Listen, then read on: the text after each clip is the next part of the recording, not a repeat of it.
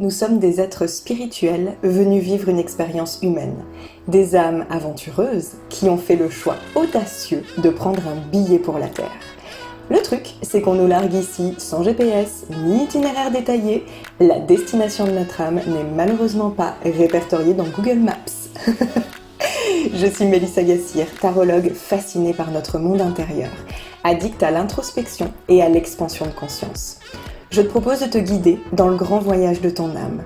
Mon intention est de t'aider à vivre ton incarnation en phase avec les plans de ton âme et de relever les défis qu'elle a prévus pour toi. À te reconnecter à ton être véritable, ta mission, et tant qu'à faire, collecter du bon karma pour tes prochaines vies. Dans ce podcast, j'ai une approche de la spiritualité simple, accessible et concrète pour que tu puisses l'appliquer dans ton quotidien. Je te partage les aventures et apprentissages de mon âme, ainsi que mes meilleurs conseils pour te connecter à la tienne. Je te souhaite la bienvenue à bord de Soul Trip. Prête pour le départ? Embarquement immédiat. Hello, hello! On se retrouve pour un nouvel épisode de podcast. Comme d'habitude, je suis absolument ravie de reprendre mon micro et pas n'importe lequel puisque c'est mon tout premier épisode de 2023. On est déjà le 17 janvier, mais comme c'est le premier épisode de janvier, je vais quand même te présenter mes vœux pour 2023. J'en avais parlé en story, mais je ne vais pas te souhaiter une bonne année parce que ça sous-entendrait que c'est indépendant de ta volonté, que tu n'as pas le pouvoir, que tu n'as pas en tout cas de pouvoir sur ta destinée. Alors que si tu commences à me connaître, tu sais que ce n'est pas du tout ma philosophie ni ma manière de voir les choses et d'appréhender le monde. Je vais donc te souhaiter de te créer l'année la plus époustouflante de ta vie et de faire en sorte que tous tes vœux se réalisent. Voilà. Moi, c'est exactement ce que je compte faire cette année et je vais d'ailleurs t'en parler dans cet épisode. Je t'invite à t'installer bien confortablement parce que je pense qu'on va passer encore un petit bout de temps ensemble. J'ai du très très lourd à te partager dans ce nouvel épisode et je me réjouis littéralement. Donc, on y va, on commence sans plus tarder. Pour te planter un peu le décor, dans cette vie, dans ma vie actuelle, je suis en chemin de vie 8. Et une de mes principales missions associées à ce chemin de vie, c'est de transcender mes bagages transgénérationnels. Et c'est vraiment ce qui représente ma plus grande fierté de 2022. J'en ai déjà parlé dans des épisodes précédents. J'en ai parlé évidemment dans le dernier épisode de 2022 où je fais vraiment un retour sur toute mon année, sur une véritable rétrospective. Je travaille sur une énorme mémoire familiale depuis presque 2 ans maintenant. D'ailleurs, je vais faire une petite parenthèse. Si tu veux comprendre ce que sont les mémoires transgénérationnelles et comment elles impactent ta vie, je t'invite à écouter l'épisode numéro 8 du podcast ou à t'offrir mon atelier tarot qui s'appelle Identifier les mémoires inconscientes, dont le contenu est hyper, supra, méga quali. Donc voilà, ou tu peux même faire les deux, écouter l'épisode et t'offrir l'atelier tarot.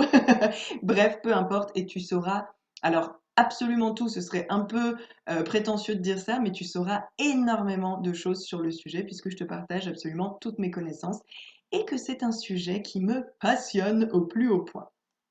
Donc, fin de ma parenthèse. J'ai déjà évoqué ma mémoire familiale dans plusieurs autres épisodes du podcast, mais à chaque fois, c'était avec un niveau de conscience et de compréhension différent. Évidemment, parce qu'en fait, cette mémoire, c'est un très très gros morceau que j'ai décortiqué au fur et à mesure du temps, au fur et à mesure des informations que j'ai reçues de différentes thérapeutes que j'ai pu consulter durant ces 2 dernières années. Donc, il y a eu une kinésiologue, 2 numérologues et une personne qui a exploré mes annales akashiques. Donc voilà, j'ai récolté, j'ai glané pas mal d'informations grâce à ces personnes. Évidemment, grâce aussi à tout ce que j'ai moi-même conscientisé avec mes cartes, avec tout le travail que je fais quasi quotidiennement. Franchement, c'était un énorme sac de nœuds. À tel point qu'au début, je croyais qu'il y avait plusieurs mémoires. J'avais l'impression qu'il y avait trop de choses en même temps et que ça pouvait pas concerner une seule et même mémoire. On m'avait relaté plusieurs histoires concernant des ancêtres différentes et en fait, je n'arrivais pas à relier les points. Mais bon, aujourd'hui, ça y est, j'ai compris qu'il s'agissait bien d'une seule et même mémoire, aussi fou que ça puisse paraître. Donc, c'est une mémoire sur ma lignée de femmes, du côté de ma maman, qui remonte très très loin sur les générations, minimum jusqu'à la cinquième, je pense, et qui est à l'origine de plusieurs blocages dans ma vie. Donc, j'ai recoupé toutes les informations, ça m'a fait une base de travail et ensuite j'ai pu faire ce que je préfère faire au monde, c'est-à-dire investiguer moi-même avec mon programme Moonlight qui m'a vraiment guidée à travers la libération de ce putain de programme inconscient. Si je veux faire une sorte de petit résumé de tout ce qu'on a pu me dire, c'est en fait une mémoire qui parle d'histoires d'amour impossibles ou interdites, de déceptions récurrentes, d'attachement de type dépendance affective, pardon, d'échecs dans la réalisation de projets qui vont avorter avant de voir le jour, de faux espoirs dans des départs à l'étranger ratés. Voilà à peu près tout ce qui a pu ressortir des différentes informations que j'ai eues. J'ai notamment été en contact avec deux de mes ancêtres grâce à deux thérapeutes que j'ai pu consulter. Donc la première, c'était une femme qui aidait les gens en leur parlant, en les écoutant et elle les soignait avec ses mots en fait. Mais on l'a empêchée de continuer. On a voulu minimiser son pouvoir en lui disant que sa parole n'avait aucune valeur, que sa place de femme était à la maison. Et en fait, elle a été menacée si jamais elle décidait de recommencer. Et elle a été littéralement réduite au silence. Donc ça, c'est les quelques informations que j'ai sur la première. La deuxième est une femme qui, je pense, avait atteint un certain niveau de succès et de réussite dans sa vie et qui a tout perdu et qui finalement a dû tout sacrifier au détriment de l'amour de sa vie. Elle a perdu son mari qui, en plus, l'avait trompée. Enfin, donc du coup, cette femme a vraiment construit la croyance que la réussite est un fléau, que ce qu'on gagne d'un côté, on doit forcément le payer très cher d'un autre, qu'on ne peut pas en fait tout avoir. Et ce que je sais, c'est que les deux ont vraiment beaucoup souffert et ont vécu un véritable déchirement du cœur. Alors, je ne sais pas si c'est arrivé à d'autres femmes de ma lignée, mais en tout cas, voilà, c'est les deux pour lesquelles j'ai pu avoir des détails. Et finalement, la manière dont ça s'est manifesté dans ma vie à moi, c'est effectivement, à ce que j'ai pu constater, une sorte de malchance dans la réalisation de mes projets. L'impression d'être empêchée d'avancer, de devoir faire face tout le temps à des résistances, à ce que les choses aillent vraiment très lentement, à ce qu'il y ait l'impression de, oui, de ne pas avoir le contrôle, de ne pas pouvoir, ouais, c'est ça, aller aussi vite que je le souhaiterais, de devoir faire face à ouais, des blocages en fait, hein, tout simplement. Une tendance aussi à l'auto-sabotage dans mon business. Alors ça, je l'ai vu notamment, il y a un exemple qui est vraiment criant de vérité, c'est le fait d'avoir pratiqué des prix très très élevés, très longtemps d'ailleurs dans mon business. Et je pense qu'en fait, c'était un mécanisme totalement inconscient de protection et d'auto-sabotage pour empêcher sa croissance. J'ai remarqué aussi, en lien avec l'histoire de mes ancêtres, le fait de vivre ma vie et de faire mes choix en fonction des autres, de cultiver une certaine forme de dépendance dans mes relations, comme elles ont pu le faire. Et le fait, bah, bien sûr, de ne pas encore avoir trouvé le compagnon idéal, puisqu'on nous parle quand même de voilà d'histoires d'amour impossibles et interdites. Et enfin, je constate quand même que dans un certain sens, mon abondance est quand même relativement bloquée. En tout cas, elle n'est pas aussi fluide qu'elle pourrait l'être.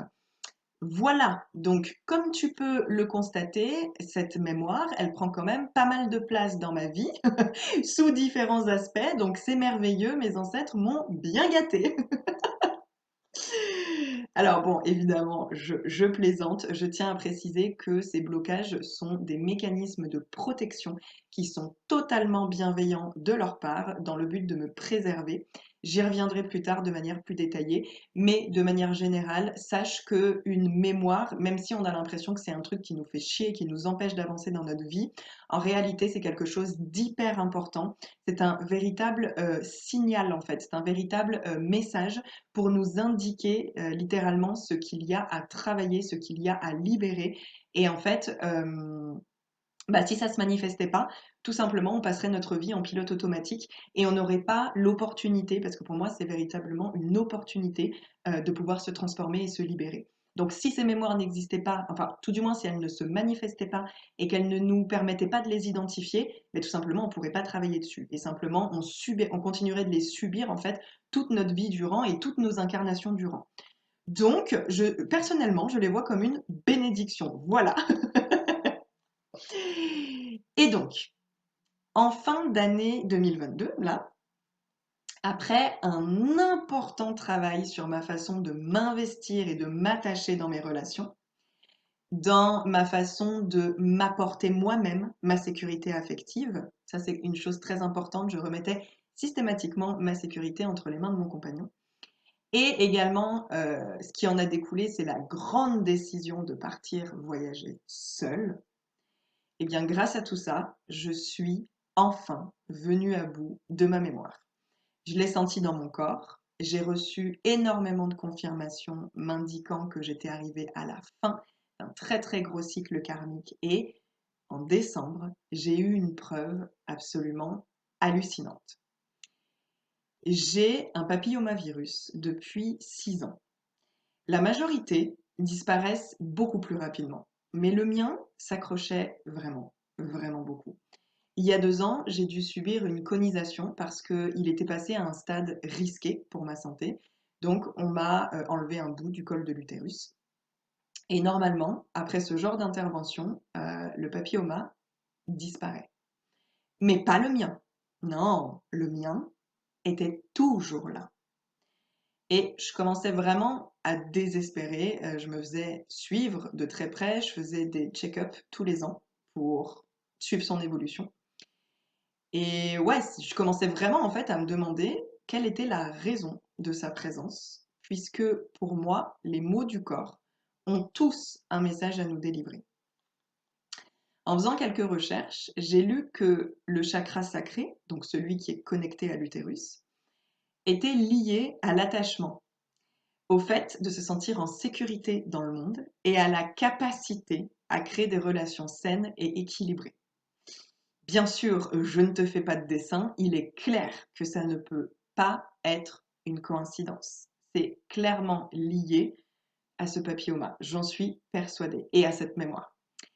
Et ce qui est complètement fou, c'est que pour la première fois en 6 ans, mon check-up de décembre a révélé que le papilloma avait disparu.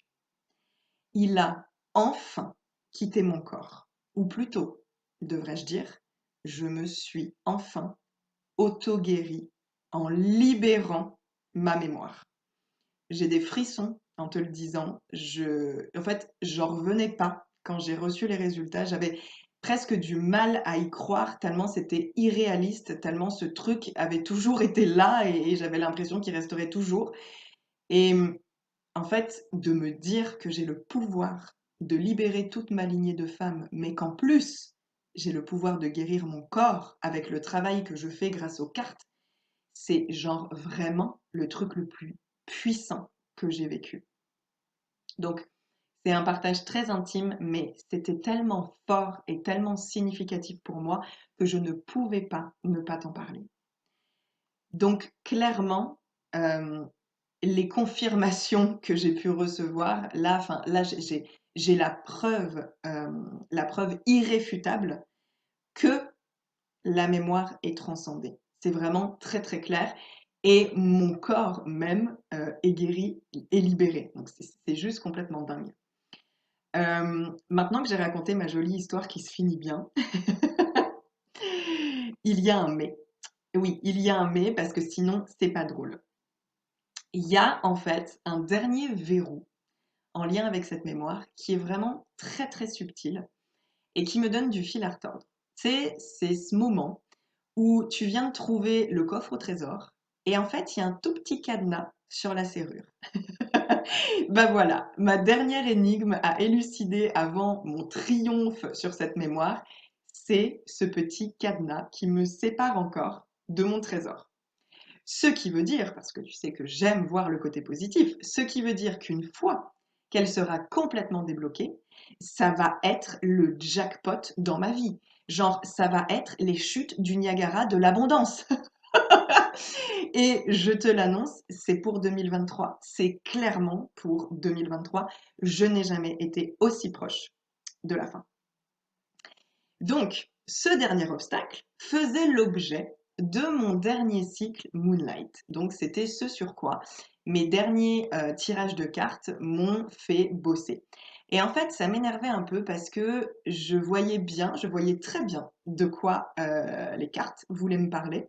C'était représenté par la carte du soleil. Mon blocage était représenté par la carte du soleil, ce qui voulait dire que c'est comme s'il y avait une partie de mon énergie qui n'était pas entièrement accessible. Bon, tu vas comprendre, je vais t'expliquer plus en détail par la suite. Mais je voyais très bien de quoi ça me parlait.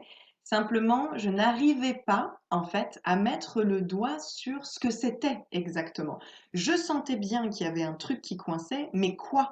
Et ça me rendait ouf, en fait, parce que je savais aussi pertinemment que c'était ma dernière barrière, en fait. Donc j'étais comme, oh putain, il faut que je vienne à bout de ce truc, quoi. J'y suis presque. J'y suis presque. Euh, donc pour t'expliquer un peu plus, je te dis très souvent que je suis hyper vulnérable sur ce podcast, ce qui est vrai. Je reçois beaucoup de messages me remerciant de l'être autant, mais je vais quand même te confier un truc. Il y a une toute petite partie de moi que je ne partage qu'aux gens proches et en qui j'ai confiance, ce qui représente pour moi un tout petit cercle de personnes. Il y a une part de moi que je cache et que je protège de l'extérieur. En fait, il n'y a que très très peu de personnes qui me connaissent à 100%. On m'a dit à plusieurs reprises qu'on ne pouvait pas accéder à mon énergie en entier, que j'instaurais une distance avec les autres. Et ça s'est même vu quand j'ai fait une lecture d'aura. Il y avait un liseré marron très très fin tout autour en fait de mon aura, comme un film protecteur. Et vraiment, c'est quelque chose qui me surprenait beaucoup à chaque fois qu'on m'en parlait parce que je ne me vois pas du tout comme ça. Je suis quelqu'un de très expressif, très ouvert et très accessible. Et justement, j'ai toujours eu l'impression qu'on pouvait lire en moi comme dans un livre ouvert. Mais à chaque fois, il y avait cette histoire de protection qui revenait. Et c'est ce qui est ressorti dans mes derniers tirages Moonlight. Donc, je sens bien que c'est quelque chose qui ne m'appartient pas parce que je n'ai pas de contrôle dessus. En fait, je ne m'en rends même pas compte. Je ne sais pas pourquoi les gens ressentent cette distance parce que ce n'est pas du tout ce que je veux leur faire ressentir. Ce n'est pas du tout quelque chose que je fais de manière volontaire. Je n'arrive pas à le contrôler. Et c'est assez frustrant pour moi de savoir qu'il y a cette espèce de trucs que les gens captent de moi et que je n'arrive pas à leur en offrir plus, en fait. C'est plus fort que moi. Je voudrais pouvoir me montrer dans, dans toutes mes parts, dans toutes... En fait, surtout, c'est une histoire d'énergie. Je voudrais pouvoir transmettre toute mon énergie en entier à 100%, pas à 99%. Sauf qu'aujourd'hui, il y a 1% qui coince, en fait. Et je sais que ce n'est pas moi dans mon essence profonde. Je sens bien que c'est quelque chose que je subis. Parce que moi, mon énergie, je veux la transmettre entièrement, globalement. Je ne veux pas qu'il y ait ce grain de sable là. Donc, ça me prenait la tête et je voulais vraiment comprendre d'où ça venait et réussir à m'en défaire. Je sais que c'est ma dernière limitation intérieure. C'est la dernière limitation à faire sauter. Je le sais. Et pour la petite histoire, j'aime bien partager mes tirages Moonlight avec ma mère. Bon, déjà, je communique énormément avec ma mère, on a énormément de discussions super intéressantes sur plein de choses très profondes. C'est vraiment une des personnes qui me stimule le plus, en fait, avec laquelle je peux avoir le plus de discussions hyper intéressantes, hyper stimulantes. Et donc, ma mère s'intéresse beaucoup à tout ce que je fais et elle me connaît super bien, ce qui fait que forcément, elle est toujours de très bons conseils. Et lors d'une récente discussion, comme très souvent, elle m'a permis de soulever quelque chose. De toute façon, je lui ai parlé, hein, je lui ai parlé de ce truc-là que je n'arrivais pas à identifier, dont je n'arrivais pas à me libérer. Et on a commencé du coup toutes les deux un véritable travail d'investigation. Donc on a vraiment mené l'enquête tels deux détectives. Franchement, on est une team de feu. En plus, on est toutes les deux vierges, donc on a d'excellentes capacités analytiques et on fait des liens assez facilement. Ce qui fait que franchement, on fait une putain d'équipe. Et d'ailleurs, c'est trop marrant parce que faudrait vraiment que tu vois nos repas en famille.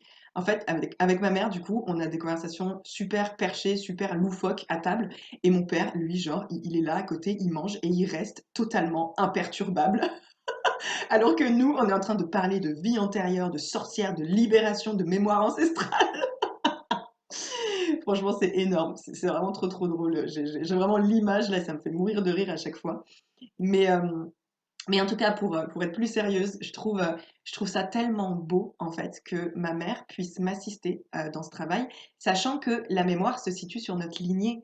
Donc, en fait, et en même temps, c'est logique, elle représente vraiment un maillon de la chaîne, et je pense qu'elle était destinée à jouer ce rôle hyper important dans notre libération. Et donc, en y réfléchissant, on s'est rendu compte qu'effectivement, il y avait des choses que je n'osais pas dire, des choses que je n'osais confier qu'à un cercle très restreint de personnes de confiance. Et notamment, les choses que je désirais manifester, ce que je voulais voir se réaliser dans ma vie. C'est comme quelque chose que je gardais un peu en secret, vraiment comme si c'était mon jardin secret et que je ne me voyais pas du tout partager. Mais je n'avais même pas eu l'idée, ça n'avait même pas traversé l'esprit de pouvoir partager ça à un public plus large. C'est vraiment quelque chose que, ouais, je gardais tout au fond de mon cœur et que je partageais qu'à des privilégiés, quoi. C'est un peu l'idée. Et on a trouvé ça super bizarre. On s'est demandé, mais pourquoi est-ce que j'ai cette réserve à parler de ça alors que je suis quelqu'un qui parle de tout sans tabou? Vraiment, c'était pas logique. Et à ce moment-là, j'ai commencé à recevoir des informations de manière spontanée, donc sans mes cartes. Ça, c'est quelque chose qui m'arrive de plus en plus. Je pense que c'est parce que je me fais de plus en plus confiance et que je développe au fur et à mesure mes capacités médiumniques. Donc là, vraiment, j'ai reçu les informations directement en canalisation sans avoir besoin de mes cartes. Donc, j'ai su que c'était lié à cette mémoire précisément, ou en tout cas j'en ai eu la confirmation parce que je m'en doutais déjà. Et il y avait en fait la notion de malédiction, de fatalité. Presque je ressentais de superstition du genre si j'en parle, ça ne se réalisera pas. Et là, j'ai compris que c'était ce qui était arrivé à mes ancêtres et que, sans le vouloir, elles m'avaient transmis cette peur. La croyance que si je parle de ce que je désire, je prends le risque de ne pas le voir se réaliser. Et le gros problème, c'est que ça va complètement à l'encontre du principe de manifestation. L'idée dans la manifestation, c'est qu'il faut y croire et en parler pour rendre le désir déjà réel avant qu'il n'apparaisse dans notre vie. Donc voilà, j'ai trouvé ça super intéressant. Et du coup, évidemment, tu me connais, j'ai eu envie de faire un tirage pour aller explorer, pour approfondir et pour pouvoir confirmer les informations que j'avais reçues. Tirage que je vais te partager tout de suite maintenant. Donc, je vais lire directement ce que j'ai écrit dans mon tarot journal. Alors, la première question que j'ai posée, pourquoi j'ai peur d'avouer ce que je désire manifester? Parce que vraiment, c'était comme, c'est quoi ce délire? Je comprends pas pourquoi j'ai peur de ça. J'ai tiré la reine de bâton. Très intéressant. J'ai tout de suite su de quoi ça me parlait. Donc, ce que j'ai écrit. peur d'attiser les jalousies des autres femmes et qu'on m'envoie de mauvaises ondes, peur d'attirer le mauvais œil et qu'on m'empêche de mener à bien mes projets, qu'on me mette des bâtons dans les roues. Et c'est un truc de fou parce que si je n'avais pas tiré les cartes, je n'aurais jamais deviné que c'était ça. Parce qu'en fait, ce n'est pas une peur qui m'appartient. Ce n'est pas à moi. Je n'ai pas l'impression que si, enfin, je n'ai pas l'impression si, puisque en fait, je subis ce programme inconscient, mais justement, c'est inconscient et je n'avais pas l'impression de le faire, en fait. Je n'avais pas du tout l'impression de me préserver des autres femmes. Je n'avais pas l'impression d'avoir peur des autres femmes ou d'attiser d'éventuelles jalousies. Donc, c'est vraiment, enfin, la puissance des cartes, quoi. Moi, je pense pas que j'aurais pu dégoter cette information toute seule. Bref, je reprends ma lecture. Si j'expose mes souhaits et mes désirs, ils ne sont plus en sécurité. C'est dangereux de trop attirer l'œil, de trop briller, de trop rayonner, de trop s'épanouir.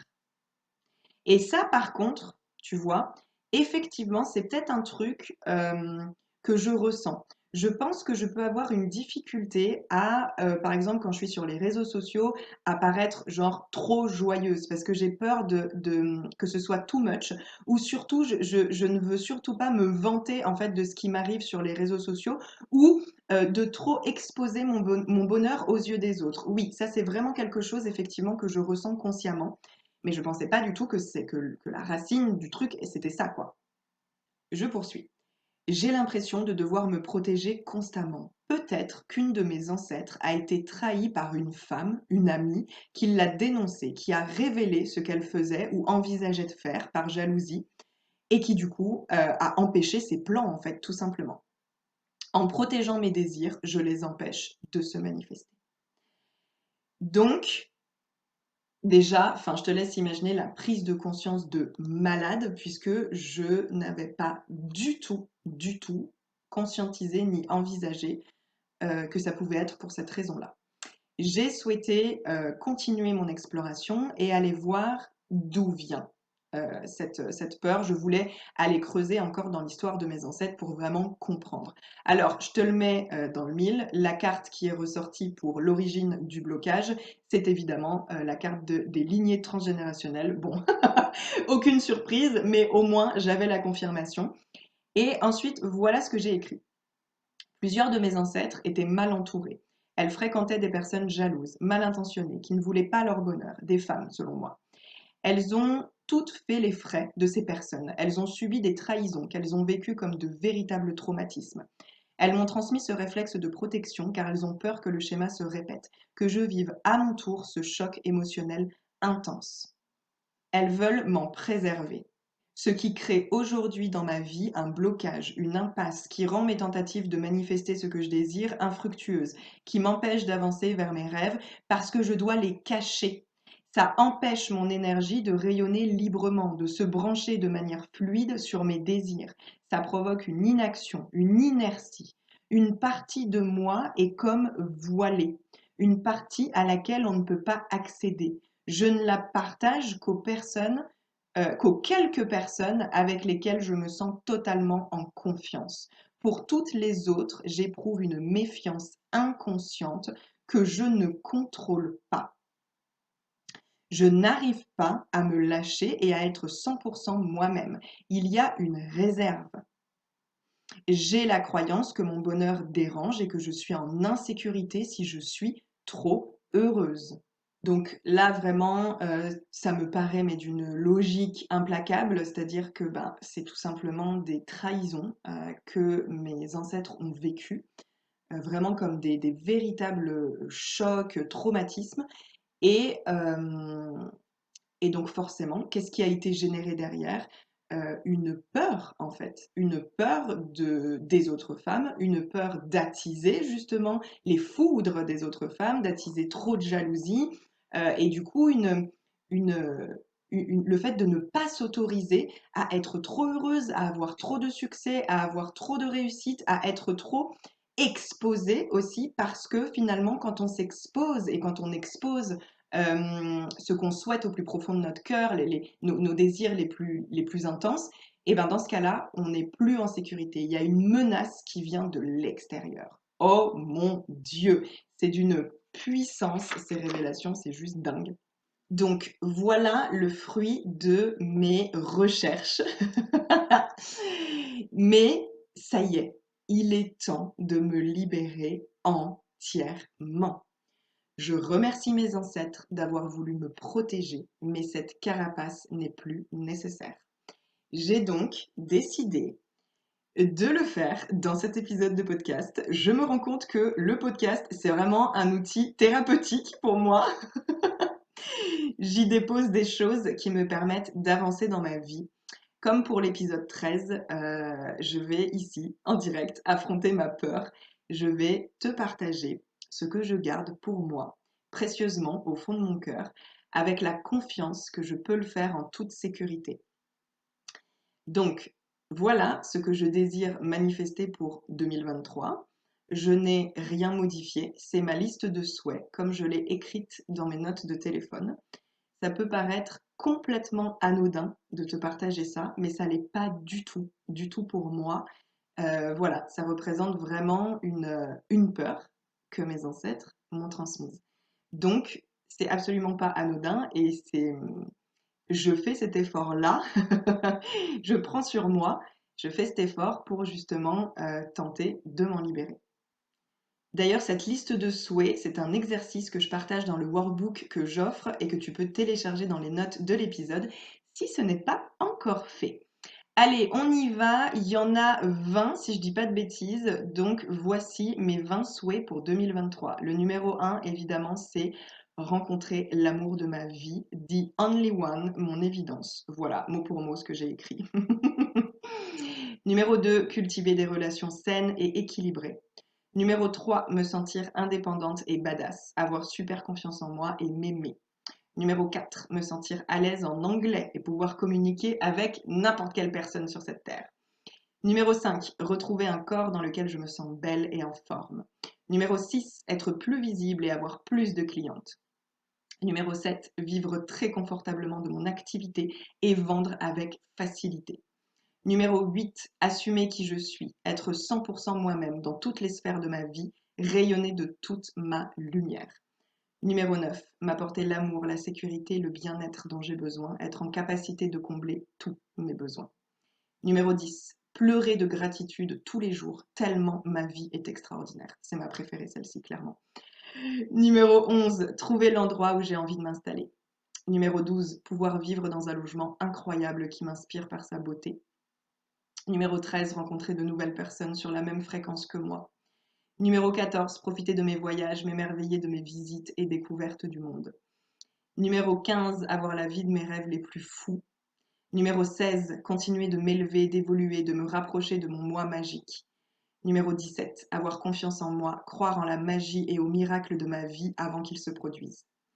Numéro 18, manifester ma nouvelle réalité avec une fluidité déconcertante, attirer à moi tous les futurs potentiels que je désire.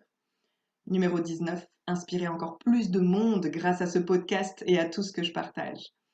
Numéro 20, ne plus jamais douter de mon pouvoir d'attraction et exploiter pleinement mon potentiel. Voilà, ça y est, c'est fait. Oh putain. Voilà, tu sais tout. Maintenant, je remets le quand et le comment entre les mains de l'univers parce que c'est pas mon travail. Mais il était temps que je revendique ce que je désire sans avoir peur qu'on me mette des bâtons dans les roues ou qu'on m'empêche de le réaliser. De toute façon, maintenant que j'ai dépassé cette mémoire d'échec, il ne peut pas en être autrement. J'ai ressenti un énorme soulagement en faisant la lumière sur ce dernier petit cadenas et en comprenant pourquoi il était là. Très souvent, rien que le fait de conscientiser un programme nous permet de ne plus y adhérer, de ne plus être esclave en fait, être victime de ce programme. Donc on verra si c'est le cas cette fois-ci, mais dans tous les cas, je suis absolument pas inquiète. Je sais que je vais réussir en fait. Je ne peux plus échouer, c'est terminé. Maintenant, j'ai la conviction que je vais réussir. Voilà.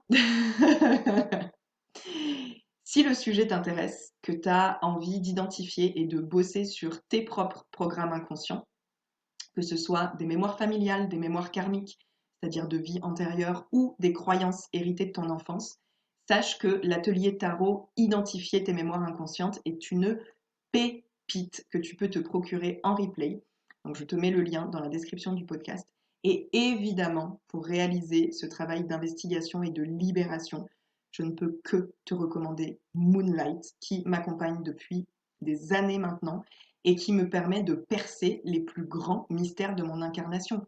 Enfin, est-ce que tu imagines que c'est grâce à cet outil que j'en suis là aujourd'hui, à guérir toute ma lignée de femmes et à être à deux doigts de débloquer la vie de mes rêves? Je n'arrêterai jamais de vanter les mérites de ce programme absolument merveilleux, tellement il change ma vie. Là, j'ai l'impression vraiment d'avoir gagné mon ticket pour l'abondance, quoi. J'ai l'impression d'avoir mon petit ticket doré, là, en fait. Enfin, bon, en réalité, il est encore dans le coffre au trésor, t'as compris, mais de toute façon, le cadenas, il va pas me résister très longtemps, quoi. J'ai l'impression que tout ce que je désire est à portée de main, que je n'ai jamais été aussi proche de me créer la vie à laquelle j'aspire depuis toujours. Et tout ça grâce à mon travail intérieur. Je me remercie infiniment d'être aussi dévouée à mes pratiques de transformation, d'être aussi disciplinée dans la recherche de ma vérité et de mon alignement, d'attacher autant d'importance à la création de mon bonheur, d'en faire ma priorité absolue. Parce que j'en ressens chaque jour les effets bénéfiques, j'en vois chaque jour les résultats extraordinaires et je sais que les récompenses à venir vont littéralement dépasser toutes mes espérances.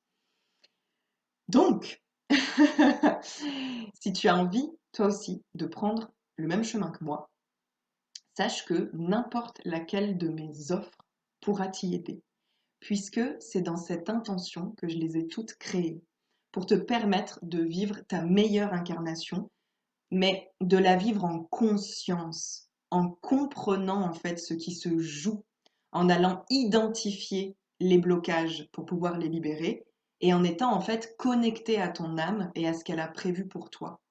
Ça c'est ma vie en fait. Je me rends compte que ça c'est ma vie. Faire ça c'est ma vie. Je m'en lasserai absolument jamais. Et en fait c'est tellement fou de se voir évoluer et c'est tellement dingue la marge de manœuvre qu'on a. Je veux dire, notre évolution, elle est illimitée, il n'y a pas de plafond de verre. Et quand je pense en fait à jusqu'où je peux aller, mais ça me donne des frissons, enfin, mon cœur se gonfle de toutes. Bah putain, ça y est, je vais pleurer. Mon cœur se gonfle de toutes les émotions les plus folles qu'on puisse ressentir, l'amour, la gratitude, la joie, l'abondance, parce que c'est un pouvoir exceptionnel, quoi. Genre, c'est une opportunité exceptionnelle de pouvoir faire ça. Et je suis comme, mais pourquoi tout le monde fait pas ça? Mais après, je sais que ça dépend aussi des missions d'incarnation de chacun. Donc voilà, je respecte. En tout cas, j'espère que cet épisode t'a plu.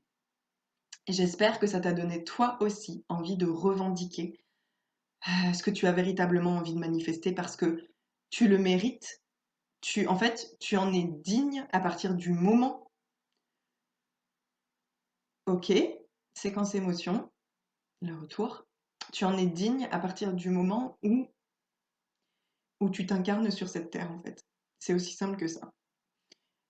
À partir du moment où tu prends ta première respiration, et encore c'est faux parce qu'il y a toute la partie où tu es dans le ventre de ta mère.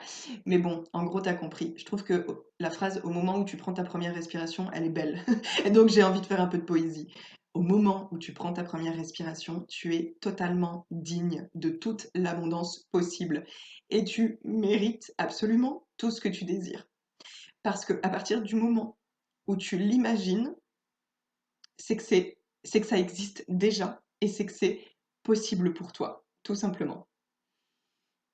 Donc si jamais tu doutes de ce que tu peux recevoir, si tu te demandes si tu es assez légitime, oui, absolument. Je te donne la confirmation que tu attendais. Oui, tu es complètement légitime. Rien qu'en étant toi, en fait. C'est aussi simple que ça. Ok, et j'espère que mes explications étaient assez claires parce que vraiment, et je pense que tu t'en es rendu compte, ce bagage familial, il était tellement complexe, tellement inconscient et tellement multifactoriel que c'est pas simple pour moi d'en parler. En tout cas, j'adore retracer les histoires transgénérationnelles ou karmiques, que ce soit pour moi ou pour mes clientes, c'est un de mes trucs préférés en guidance. Et selon moi, ramener toutes ces informations à la conscience, c'est hyper précieux dans le processus de guérison, vraiment. Donc, ouais, si j'ai genre un conseil à te donner, si tu dois retenir un truc de cet épisode, c'est pars à la rencontre de tes blocages, pars à la rencontre de tes lignées, de tes histoires transgénérationnelles, de vie antérieure, etc. Bref, va explorer tout ça pour pouvoir t'en libérer et pour pouvoir t'offrir en fait la vie que tu mérites parce que bien souvent, si on n'arrive pas à manifester ce qu'on souhaite, si on n'arrive pas à manifester l'abondance à laquelle on pense pourtant pouvoir accéder, c'est à cause de ce genre de programme inconscient. Et malheureusement, on est blindé de programmes inconscients. Donc c'est trop important d'aller les débusquer. Voilà, je vais m'arrêter là. Je te reviens bientôt pour un nouvel épisode. Et en attendant, je t'embrasse. Prends bien soin de toi. Je te remercie pour ton écoute et j'espère que tu as apprécié le voyage. Si c'est le cas, je t'invite à laisser 5 étoiles sur Apple Podcasts, Spotify ou n'importe quelle plateforme qui te permette de le faire. Un petit mot doux me ferait très plaisir aussi et tu peux m'aider à faire connaître le podcast en le partageant autour de toi. Tu auras ma reconnaissance éternelle. Je t'embrasse et on se retrouve très vite pour un prochain épisode.